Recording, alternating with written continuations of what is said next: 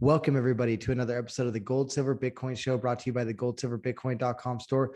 We are more than honored to be sitting down today with Tom Luongo of TomLuongo.me, Gold, Goats, and Guns. Thank you so much, Tom, for joining us today.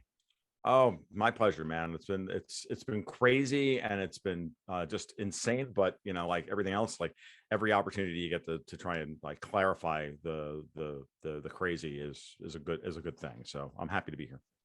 Pleasure's all mine. I guess first things first, how are the goats doing? My goats are fine. We had a scare with one of our girls last week. She was a little sick. Weaning is always weaning the kids off of a dairy goat is always a little touch and go because they get very stressed out while they get separated from their kid, and then all manner of things just happen. And we were a little touch and go for about a day or two, but she's fine. She's producing 2.5 quarts a day. The kids are growing up, and we've got 4 other girls that are pregnant, and we'll see how things go in kidding in the spring. They're all first fresheners, so it's going to be very interesting. So. Excellent. Great. Well, I see a quilt behind you of some sort of wallpaper, and it's got a bunch of different city names on it. And that leads me to think about this process of what appears to be almost a deglobalization. So we see with Russia, essentially Western corporations pulling out, we're banning each other's media outlets. This can be, I think, portrayed as a deglobalization. So I want to kind of talk about Russia and the Ukraine. So I guess just at a 30,000 foot view, what's your view on what's going on in the Ukraine? Well, you're absolutely right, Justin, that that we're in the process of a reverse globalization. And with reverse globalization happening, now you've got to ask yourself what the financial markets which are conditioned for maximum globalization, what they're going to look like in 6 months, a year, whatever. I mean, we're watching commodity markets around the world and commodity futures markets around the world just blow up and stop trading, and commodities traders going bankrupt, and all sorts of weird things are happening.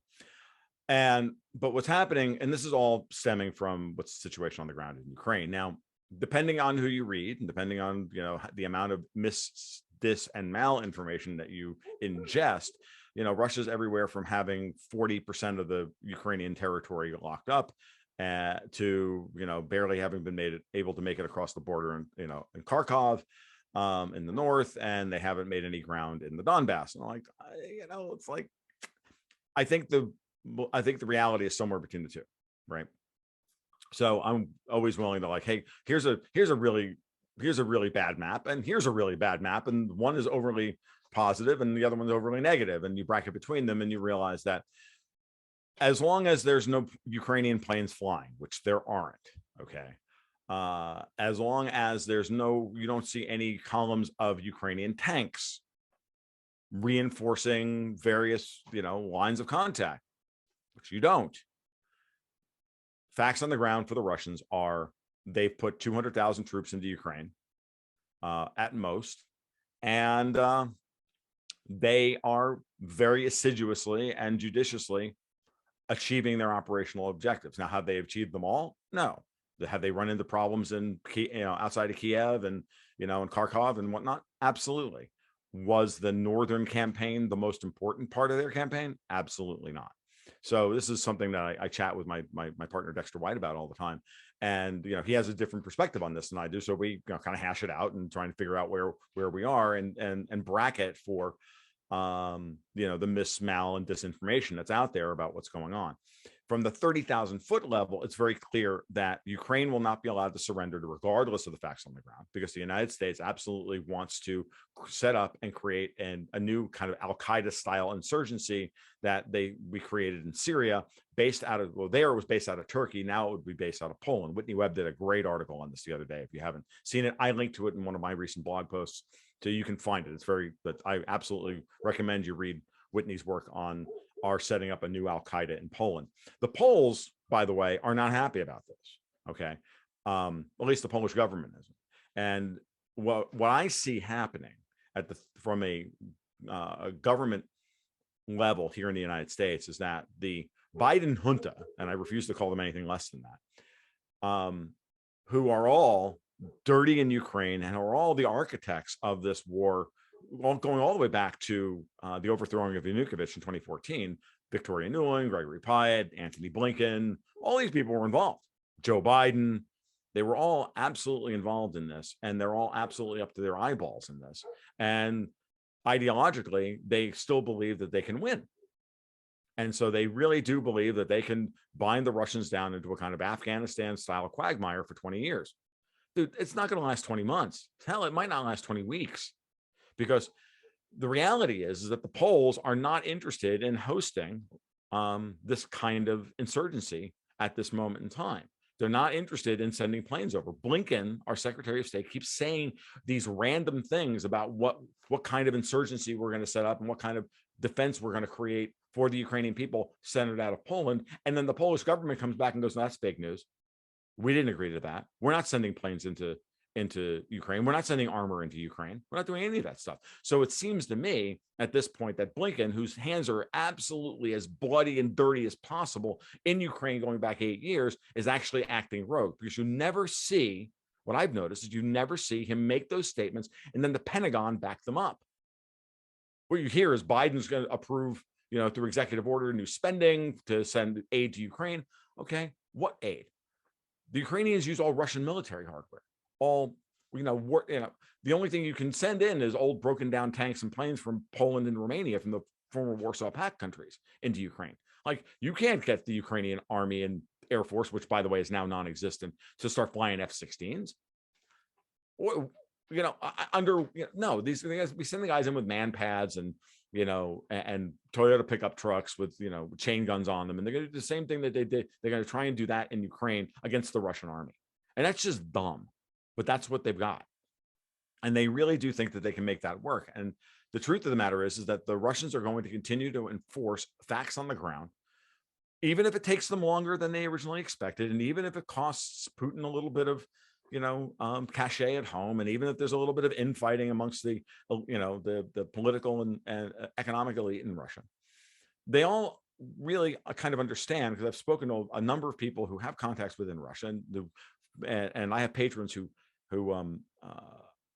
monitor Russian media in Russian language and can speak Russian, and they're all telling me the same thing, which is that the Russian people, for the most part, are very much united in dealing with this, because they see this as a war that they were forced into by the West, and they understand the narrative that they were poked and prodded into finally going to war with Ukraine, because the West refused to treat them with any degree of respect. And this has been and they understand, historically speaking, that this has been Western policy going back to the middle of the 19th century. So that's the way things are. So that's the kind of the 30,000 foot level as to where we are on the ground. So Putin says that Yeltsin was told by, I believe, Clinton, if I'm not mistaken, or at least by the West, that NATO wouldn't move an inch to the east. But when asked a bit for a paperwork or treaty, Putin says that Yeltsin never got any paperwork. It was just a spoken verbal promise. And I think that Putin laments that at this point, obviously citing NATO's expansion east as a reason for, as it being the original provocation. Now, there were some strategic errors that I saw unfold in real time heading up into this. Now, the fact that we were getting a correct intel out of the Biden administration, I was totally wrong about. I did not think that the threat was as great as it was. Of course, I wasn't digging into. I didn't either, Justin. I really thought we were in the realm of realpolitik, and I think something changed. And in fact, I mean, as far as we know, we have no idea what changed. It could have been the fact that we were telegraphing these troop movements or making these statements that prompted the incursion into Ukraine, the invasion of Ukraine. Yeah, you want to call it an invasion because it is. You use the right word. We're not like, I'm not going to mince words here. It's an invasion, and I agree, and I think that it could be a number of things, and not the least of which is, the Russians put out yesterday that they have evidence of anthrax and smallpox being developed, strains being developed in bioweapons labs all across Ukraine. Ukraine would be a perfect place for this, because it's a failed state. It's, there's easy ways to move dark money around and all the rest of it. Remember, 30% of the child porn in the world is produced in Ukraine. Okay, if Putin really wanted to make the moral argument as to why he went to Ukraine, if he would just say that as opposed to all this other historical stuff, he'd probably get more support. But it could be that. It could have been, Zelensky asking for nuclear weapons. It could have been the fact that Nuland and Blinken were absolutely trying to smuggle nuclear weapons into Ukraine. Like these are all real red lines, and it's not like the Russians don't have good intelligence. They do. They have excellent human intelligence. Whereas on the flip side, Putin has very assiduously and judiciously destroyed the human intelligence on the ground, networks on the ground inside Russia. The anti-NGO laws, the foreign media laws, and all that stuff were all designed to target known CIA and MI6 operations, masquerading as journalists and political dissidents. It's all nonsense. These guys all work for CIA and MI6, and everybody knows it. Okay, and everybody knows it. So it's the worst kept secret in the world, and the only people who buy it are the normies. Well, the normies are going to get a real red pill about what this is all about over the course of the next year, when gas goes to $12 a gallon and they don't know how they're going to feed their family. And they're going to try and blame Putin for this. Like, Putin's not the guy doing it. You guys refuse to buy what he produces in a fit of self-righteous anger and virtue signaling. It's the dumbest thing I've ever seen. It's almost as dumb as Nancy Pelosi, last year saying, don't make me shoot myself in the head, or if we don't pass all three of these bills all at the same time. That was the dumbest bluff I'd ever seen. It was literally her putting a gun to her head and going, dare me not to shoot. I'm like, please do. It was, I couldn't believe what I was seeing. But when you understand the things the way I see them, which is this theory of Davos that I have, when you realize that, and then you understand that, okay, there are multiple factions at work here, and we're being purposefully and intentionally vandalized and destroyed. Once you see it from that perspective, you can't unsee it, and everything makes more sense that way. So just embrace that, lean into it, and go, oh, they're all traitors. Yes, it's just that simple. Blinken, Pelosi, McConnell, all of them, they're all friggin' traitors. Everyone, Lindsey Graham, Marco Rubio, either because they've got, compromat on them, thanks a la Jeffrey Epstein, or they're just ideologues like John McCain was. I think John McCain was run by so many people he didn't even know who he was supposed to be loyal to anymore before he died. So I don't know. There's been some utterances by American representatives and politicians which are disgusting. Like I believe, was it McConnell who said, or was it Lindsey Graham on Twitter who asked if there was somebody who could assassinate Putin? That was Lindsey Graham. That's horrible statesmancraft, in my opinion. Yeah, absolutely. And I want to kind of back up and go to the initial period in the lead up to the invasion. And I think there were some strategic errors by the West, particularly Zelensky. First and foremost, I'll put it on his shoulders. I don't really know what's going on with Zelensky, but it might have been to save lives. It might have been in Ukraine's interest to become neutral for now, for 10 years, 20 years. And I think that, so if you say we're going to become neutral, we recognize Russia's security concerns and we're going to be sovereign. We're just going to be neutral. We're not going to join NATO. And then Putin did invade. Then Putin's entire pretext is blown up and 3/4 of his propaganda nationwide no longer is relevant. Of course. And so ask yourself why that didn't happen. Why didn't that happen, Tom? It's very obvious, because Zelensky is a WEF puppet, and they wanted Putin to invade Ukraine. They needed a scapegoat for crashing the global economy. We're setting us up for yet another crash of the global economy, just like they did in March of 2020 with COVID 9/11. And that's where we are. And we're on the verge of that. And you're hearing it this morning, as I was trying to do, I couldn't even keep up with the headlines this morning. But we have the European Union now talking about floating multi-trillion-dollar euro bonds. We're talking about the Germans rearming, spending hundreds of billions of dollars to rearm Europe. Now, Europe is 10 years away from rearming in such a way that they could even think about fighting Russia in a land war unless we fight it for them, which we're not going to do. no matter how much Joe Biden tries to, get us to, save Ukraine, save Zelensky. Like, please. Like, are you kidding me? That's not happening here. And it's certainly not. And we're not going to, and we don't want to suffer for Ukraine's sovereignty, whatever that means, which they've never been sovereign. Like this, Ukraine has never been sovereign. It's barely ever been a country. Even when it was a part of the USSR, it was barely even its own republic. It was one of these, hodgepodges created in order to have ethnic strife to keep it from ever assimilating any power within the USSR. I mean, realize this. And once you understand that, Ukraine is like Syria, it's like a hodgepodge of 5 different ethnicities that, with borders that don't make any sense, because half of Ukraine should be in Russia, minimum. And most of the area that the Russians have invaded in, and they plan on taking, or at least turning into Novorossiya,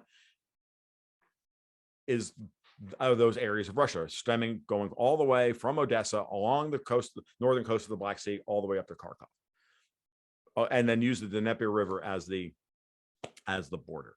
It's so very obvious that Zelensky was told, don't do anything because we want a war. Okay, because once we have our war, then we can try and gin it up into the war that we think. And this is coming from these crazy freaking neocons. And then you ask yourself the question, why are they doing this? Why are they risking nuclear war with the Russians? Because they're crazy. Seriously, Victoria Nuland is crazy. And she needs to be removed from office. So, same with Anthony Blinken. Blinken is the most gloriously, purposefully incompetent Secretary of State in the history of man. In a year and a half, this guy has gone out of his way to make every potential diplomatic blunder he possibly could have. And you ask yourself the question, is he just incompetent? No, no one is this consistently incompetent and keeps his job. It has to be intentional. It has to be intentional. He intentionally walked into Anchorage a year and a half ago, 4 days on the job, and opened by insulting the Chinese and ensuring the talks just broke down from there. Since then, he's made a mess of JCPOA negotiations, of our relationship with India, Russia, almost all of Europe. He's done this on purpose.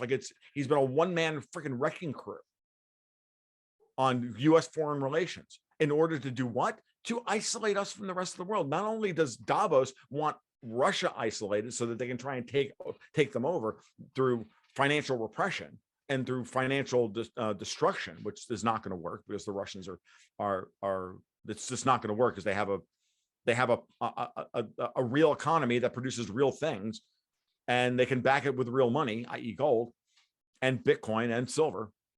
Whereas on the other side, they're trying to destroy the legitimacy of the United States. I've been saying this for a year. It's very clear what these guys are doing. They are selling out the United States. They're destroying it. They've been trying to destroy and our rule of law, our contract law, our system of government, our capital handling capability, our corporate law, all of it, in order to get capital, global capital, to see the United States as a failing empire that is about to collapse so that money can flow out of the United States and back into Europe. And the exact opposite is happening because Europe is the thing that is actually collapsing as the political opposition to this has hardened, which is why you had to watch Joe Manchin and Kyrsten Sinema kill Build Back Better, gut the infrastructure bill, all of that stuff. All of that fight last year was your clue that they were losing. Okay. And this is what Blinken's been doing. And now they are in desperate scramble mode to try and crash the global economy by now erecting a new Berlin Wall or a new, Iron Curtain, which again is what I've been saying for months now, that's what they've been trying to do. But they're going to go scorched earth in the process, and they're going to try and kill as many people as possible in the process because that's who they are. Because they think that if they kill everybody else, they can actually weaken the Russians. Are you kidding me? They literally are at that point, just, I think, blind with rage. Okay, I think people like Victoria Nuland are blind with rage. She went to Russia. She had the sanctions against her lifted by Moscow. She goes to Moscow and literally tells them, if you do not submit, we're going we're going to destroy you. We're going to put nuclear missiles on your, and there's nothing you can do about it. We're going to start a war, and there's nothing you can do about it. They threw her out. You mentioned the EU. And what's that? You mentioned the EU, who seems to be kind of stuck in the middle here. And you mentioned playing the victim. And you mentioned that we wouldn't be get involved in the European continent. But let's say that, you know, Russian troops pushed all the way west in Ukraine and then accidentally lobbed a grenade or a missile across the border into Poland. That might be an incident which sets off as far as the Russians are concerned, they've already effectively told everybody that we're enemy combatants in this, that we're active participants. Like, they're ready to close off their internet on March 11th. Which, what does that say? They're willing to, you know, everybody needs to get on .ru DNS servers and all the rest of it by March 11th. Why? Well, because it's effectively saying, look, we know you've been giving the Ukrainians information. You've basically told everybody that you're giving them satellite information about where our planes are and where our troops are and everything else. You are an active participant in this. We are shutting you off from this, and we are shutting down, and we're going to shut down the skies. Okay, so we're not going to allow you to play that game anymore. We're done. So we consider you an enemy combatant in this, U.S. and an active participant. So as far as the Russians are concerned, they're already at war with NATO. It's NATO that hasn't made the war and made the war declaration. Nuland and Blinken and Zelensky, their primary objective right now is to gin up support for NATO to move into Ukraine and risk nuclear war with the Russians. Poland doesn't want this. It's not going to happen. Even the Baltics don't want. Yeah, that seems like very unlikely to happen. And they can try and do their best, saying that, you know, Russians are targeting, for instance, nuclear facilities, nuclear power stations. What they're trying to do is get a hold of all of them so that no false flag meltdowns can occur, so that MI6 doesn't come in and melt the reactor down and blame the Russians for it. So on day one of the invasion, the Russians moved into Chernobyl, and they worked with the Ukrainian army there to secure Chernobyl. Okay, there was no firefight outside of Chernobyl. There was the Russian army approached, the commanders talked to each other, and they together secured Chernobyl. Now at Zaporizhzhia, which I'm gonna pronounce wrong, but at the Zapo nuclear power plant, where we all heard that the Russians, you know, tried to attack the power plant, what they've told the world, and this makes sense to me. So I'm willing to give the Russians credit on this one and say, look, the hardcore forces, Ukrainian forces that were there, hardcore nationalist forces that were there, on purpose, lit the fire in the administrative building, setting the fucking diesel fuel off that would you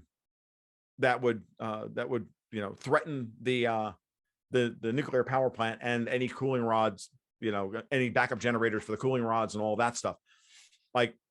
And they did it on purpose, and the Russians had to move in because they wouldn't leave, and they had to move in, and they had to take the risk of getting these guys out of there so they could secure the plant, so the plant wouldn't actually be melted down and used as a weapon. Because remember, coming out of the winds coming out of Ukraine are all westerly. They would go towards Europe, and nothing would unite the European people against Russia more than a nuclear accident, which, you know what I mean? Like, it's very obvious that this is the way they would play this. And the amount of histrionics surrounding this for 3 days over the Overton, in the Overton window for the 48 hours was just, the amount of histrionics was just insane and way above what actually occurred, which was a minor firefight outside of the nuclear power plant with a fire that was probably set by the guys trying to defend it on purpose to create a false flag incident.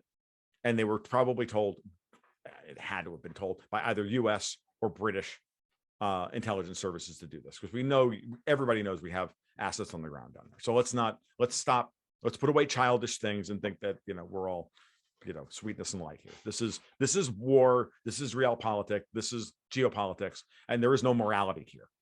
Okay, none of these people have any morals. I'm including Putin. I have a more favorable opinion of Putin than most people, but even I'll tell you that when it comes to this stuff, Putin's not going to have any morals. He's going to do everything he has to do in order to achieve his objectives at this point, because otherwise his country ceases to exist. 10 years ago, Putin as a peacemaker had some legs, but we have to update our view of history. And now that's off the table, obviously, invading a sovereign country, which some people argue did not pose a threat to Russia, which the world has heard from Putin himself, his view on that, which is logical and strategic, makes sense. He's not crazy. He's not a madman. And if he has the evidence, Justin, will be shown ex post facto to be in accordance with international law. Now, Putin has a PhD in international law. So all of these new armchair international lawyers that, they're the same people who were just newly minted as expert virologists over the last 2 years and now expert geopolitical analysts, are going to tell you a lot of things about what Putin has and has not. I can tell you that Putin doesn't do anything without 16 plans. He's a very methodical, and in some ways very cautious person. But when he strikes to win. So I'm willing to bet a lot of money that I don't even have that Putin has his ducks in a row, that when this is all said and done and he goes to the UN and he presents his case, and if he's allowed to present his case, the goal now by Newland and company is to prevent him from being able to present his case. Notice how they're trying to sanction him and Lavrov and all the Russian ambassadors around the world so that they can't show up at the UN and present their information. And when they do try to speak at the UN, all the Europeans walk out in a virtue signaling snit like a bunch of children. Okay? This is the world we live in right now. So these people don't want to hear it. So Putin is telling you flat out, he does not care about any of that. And he does not care if you think that he's not a peacemaker, because in his mind, this is actually the most peaceful solution to the problem, because the other solution to the problem is 140 million dead Russians. And that's unacceptable in any version of reality, except to Victoria Nuland, Lindsey Graham, Marco Rubio, the British Crown, and all your typical neocons. Like, it's off the charts how sick and evil these people truly are.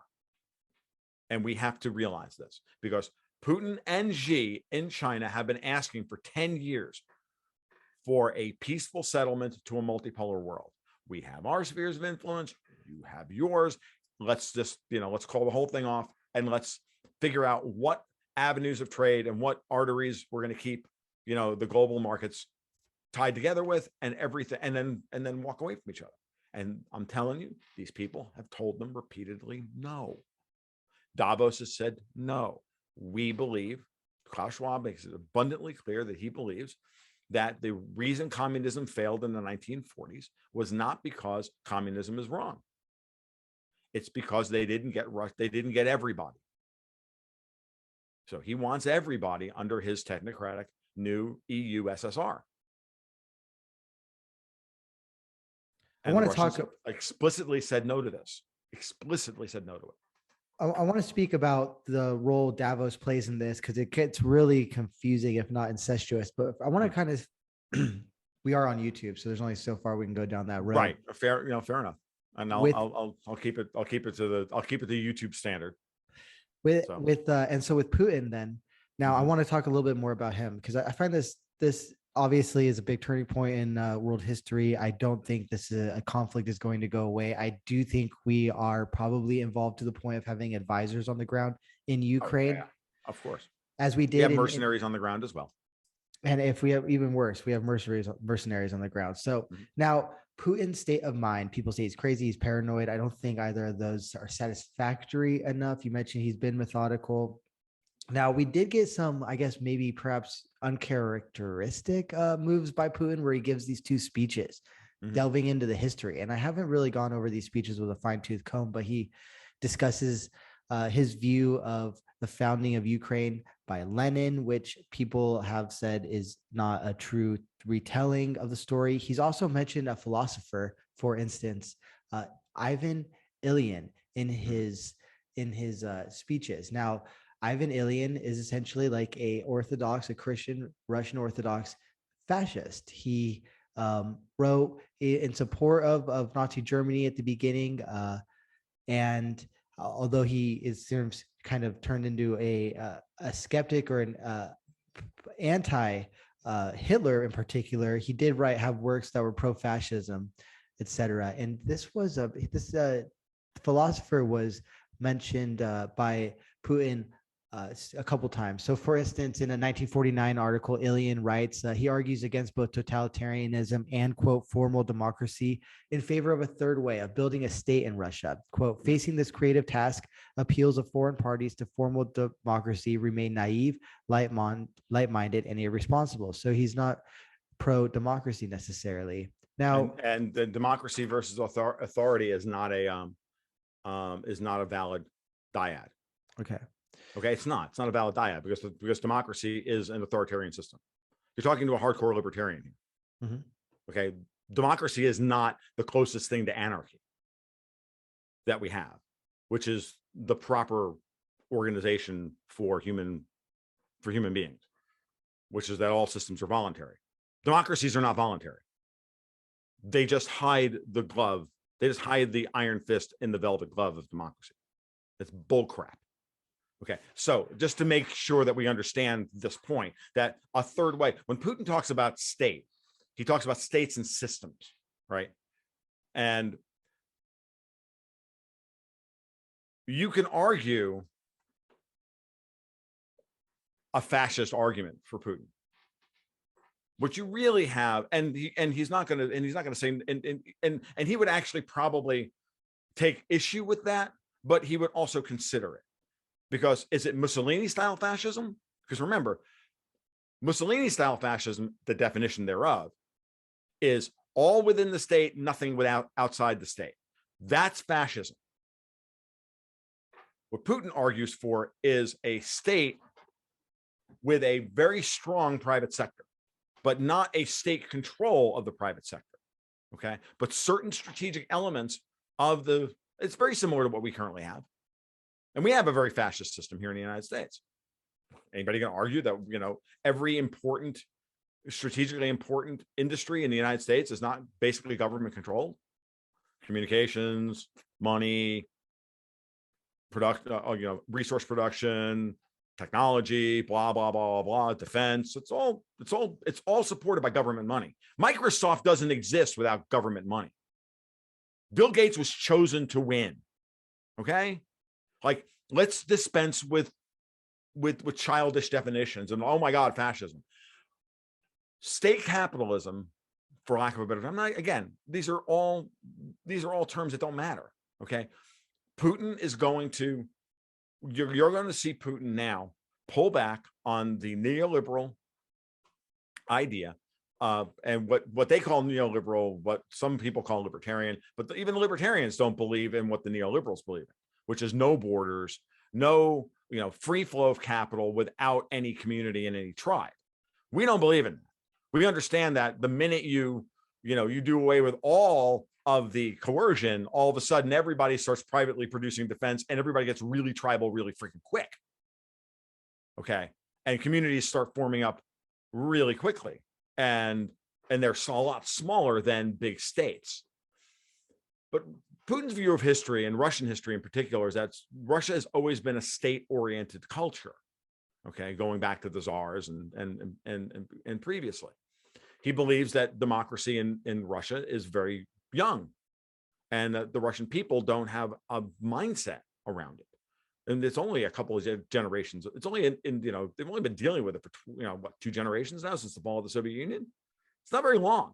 It's not in their history. We have 250 years or multiple hundreds of years in the West of using democratic-like structures in order to organize, have a governmental organization. The Russians don't think that way, and so lopping our perspective onto them and overlaying it onto them and then saying they're evil is wrong. It's just wrong, because culturally it doesn't make any sense. Okay, it doesn't make any sense. What you're seeing in Russia slowly but surely over time is liberalization of the Russian state. They were saddled with a constitution written by the United States and written by the West in order to create a czar, to create a president of unbelievable amounts of power. So when we virtue signal and say, Putin's a dictator, he has all this power and blah, blah, blah, blah, it's because we handed it to him. We wrote their constitution. Why? Because it's easier to corrupt one guy or get rid of him and put in another guy who has all the power and maintain control over the system. What happened with the Russians is that a guy came into power who they can't get rid of and who they can't control. And slowly but over time, what he's done is begun devolving power out of the Russian presidency. He understands that the Russian presidency, as originally written, is actually now a weakness for Russia. It was a strength of his early on in order to save the country. Now it's time to start devolving power out of the presidency into the State Duma, into the State Council, into the Security Council, which is exactly what they did last year with all the constitutional reforms. Okay. But if the West shuts Russia off from global capital, which was not Russia's decision, it was their decision. They picked the war, they picked the fight. Putin just decided on the time. Let's be clear here. They picked the fight, he picked the time. Very Sun Tzu-like, don't fight on ground prepared by your enemy. Don't wait for them to attack so that you can have the moral high ground. That's gained Russia nothing over the last 10 years. So I take exception with the idea that Putin as peacemaker as a concept is gone, because it's not. They picked the fight, we picked the fight, they picked the time. Okay, it's very simple. So if you look at the constitutional reforms that went through Russia last year, all those things that I said were clear. When you look at his speeches in support of those things, they were all explicitly discussing these concepts that you touched on. Because now what they need is stronger representation from all of the regions of Russia, effectively all of the federations within the confederation. That is, remember, it's the Russian Federation. It's a very, very autonomously run individual state economy, just like the United States. It's very decent. It should be a more decentralized system than it is, because there's a lot more local control than you would think. But at the same time, there's too much power invested in Moscow. And Putin understands now that some of that power has to be devolved out to the regions.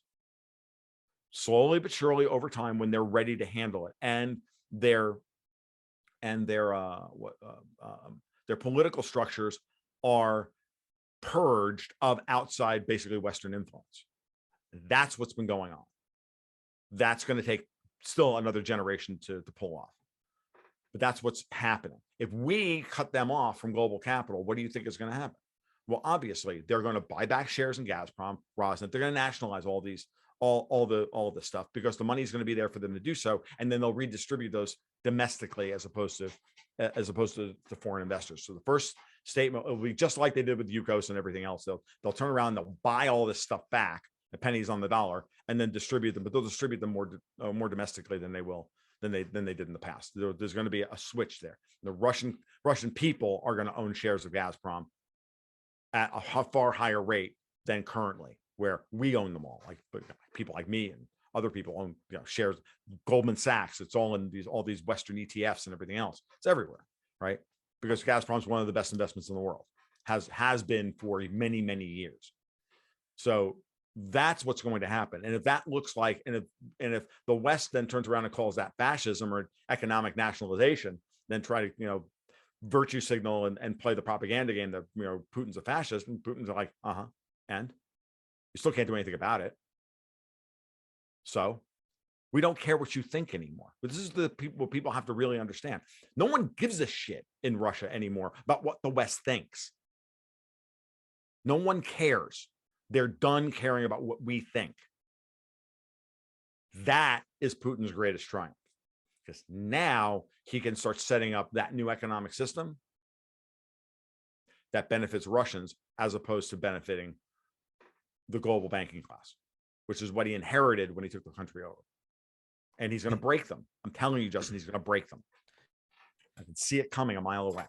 I want to kind of like dig just real quick further into Putin's thinking, which I don't think we can do so much, but there are some interesting statements that have been made. That the hour and a half of discussions he gave, which were from a historical lens, like I mentioned, he mentioned Ivan Ilyin. So Ivan Ilyin on the February Revolution, which set up essentially a civil war, and the Red Army, the Bolsheviks won.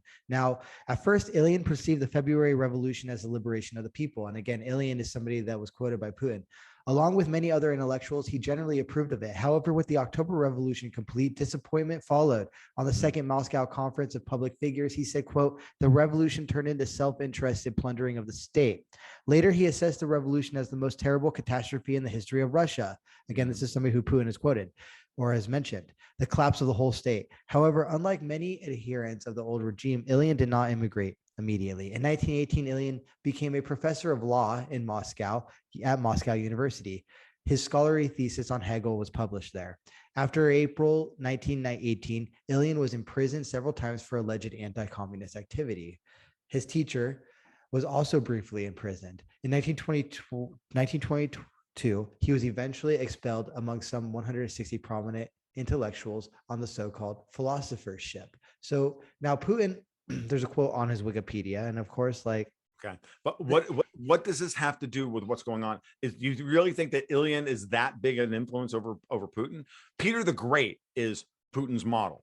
So Putin, so what Putin has said in '99, reportedly, he said communism is a quote blind alley far away from the mainstream of civilization. So I guess my question is, what is Putin? Some people are saying he wants to set up the USSR. That's a line of reasoning that our intelligence. That's dumb. That's what the Europeans are doing. That's what the intelligent agencies here are putting out on. Of course, they've been putting it out for years because they're trying to scare boomers into voting for them and to supporting their ideas. So you have an entire 2 generations of Americans and Brits and Europeans who were, imprinted with fearing the USSR. So how else do you want to get? How else are you? What's the easiest path to getting support for your terrible policies, but then to say Putin wants to reestablish the USSR? They've taken him out of context, but saying, for example, when he's mentioned multiple times that he felt that the collapse of the USSR was one of the great tragedies of the 20th century.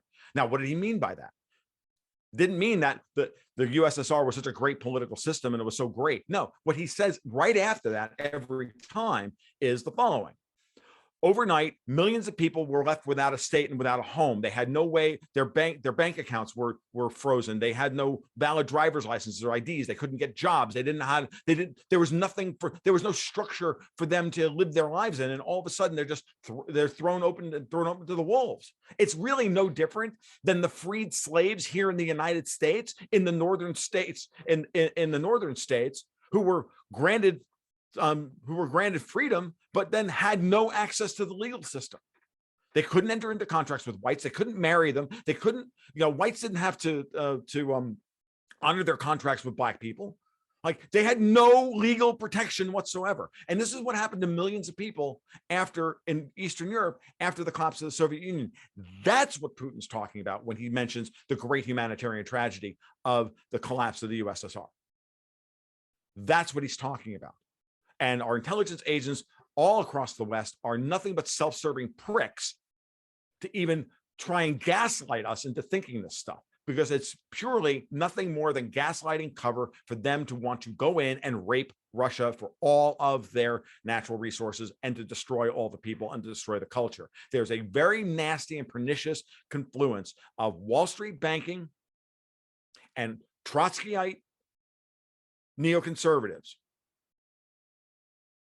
who were thrown out of the revolution because Trotsky lost and he was thrown out, and they're still angry about this. And this is guys like Bill Kristol and all the guys at the Lincoln Project and all of them.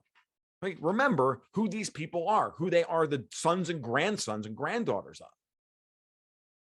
And I'll leave it to your imagination, what their ethnicity is. Oh, by the way, but it's not monolithic, but this is what we're dealing with. And we're dealing with the pathology here. Okay. These people firmly believe that Trotsky was wronged and they want a restitution of the revolution. And they will continue, and it's their imprinting, and they're cold warriors through and through. And this is what they believe. And it's very easy to use that with the older generations who have been propagandized into thinking the Russians are still the Soviets, when the reality is it's the Europeans that are rapidly descending into Soviet-like behavior. I mean, are we kidding? Like internment camps for unvaxxed people? Gestapo, walking into restaurants in France asking for vaccine passports? None of that's changed with the rescinding of the mandates.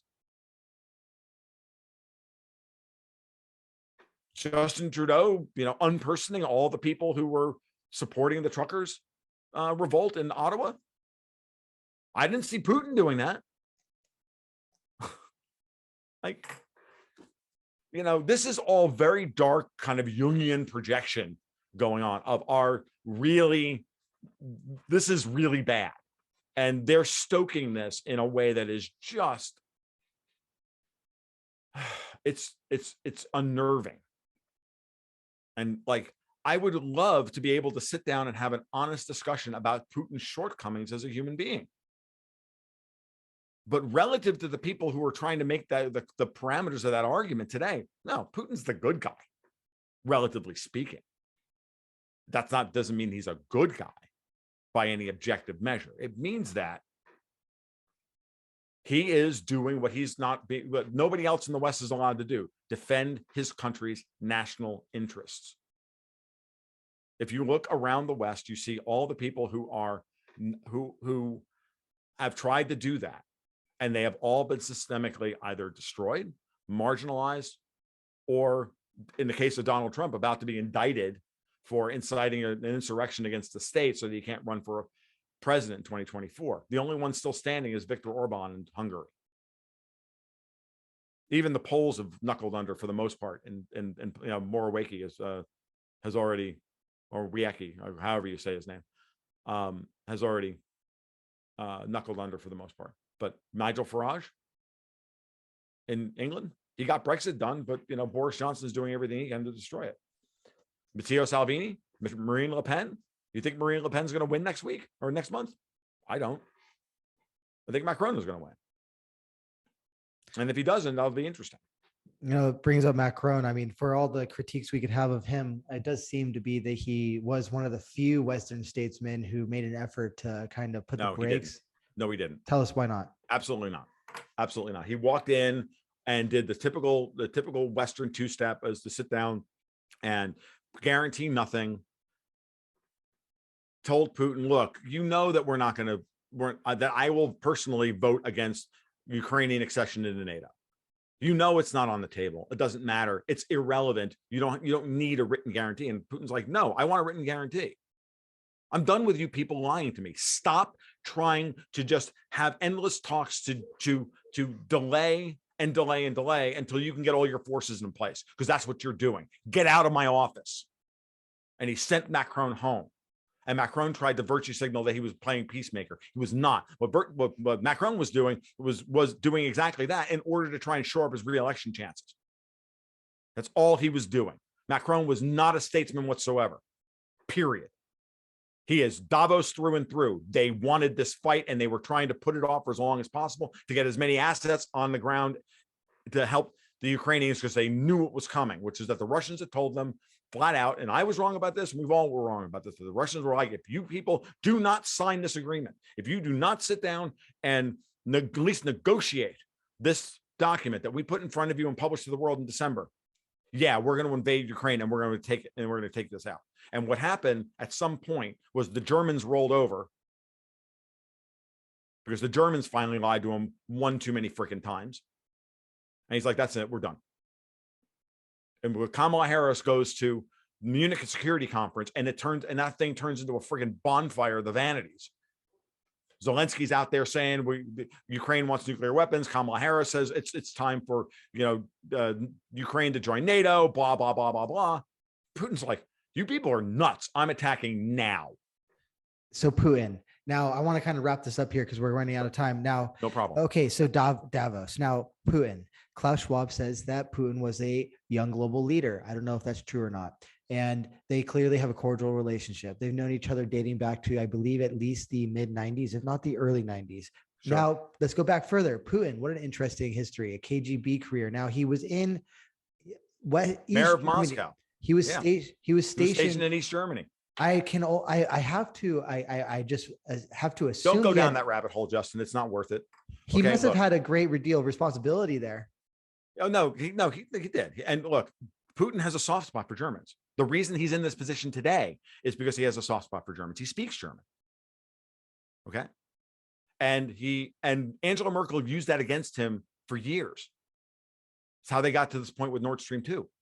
She begged him for Nord Stream 2. Okay. She begged him for it. But don't go down the rabbit hole with Klaus Schwab and the WEF, because it's not worth doing. At one point, remember, Putin was always trying to bring, sadly, he's always thought that Europe was Russia's ally.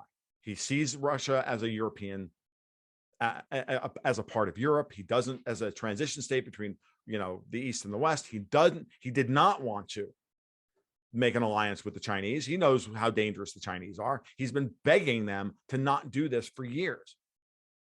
But he was never going to sell the Russian state and the Russian people out for the World Economic Forum. He's not Macron. He's not Justin Trudeau or Jacinda Ardern or any of these other people, or Angela Merkel or Olaf Scholz or Theresa May or Tony Blair. He's not that guy. They hate him because he won't give them what they want, which is what they've wanted for 30 years, which is the keys to all of Russia's vast wealth.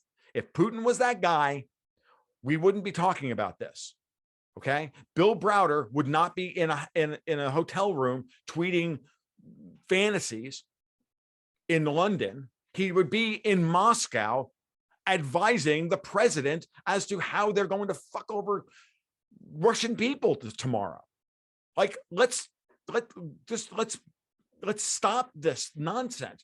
Everybody who has shown up to a World Economic Forum meeting or to a CFR meeting or whatever, doesn't mean that they're all part of the club. Doesn't mean they haven't been thrown out of the club. Tulsi Gabbard is one of these people. She's obviously been thrown out of the club. Okay. Does she have shortcomings as a geopolitical analyst? Yes. Putin, absolutely not. You know a man in politics by who he's hated by and who he's liked by. He is hated by all the right people. Period.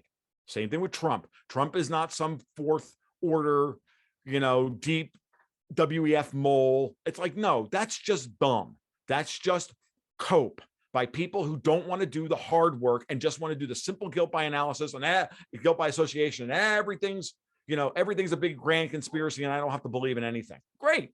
Sit in the corner and play your video games and please shut up while the serious analysts actually do the work.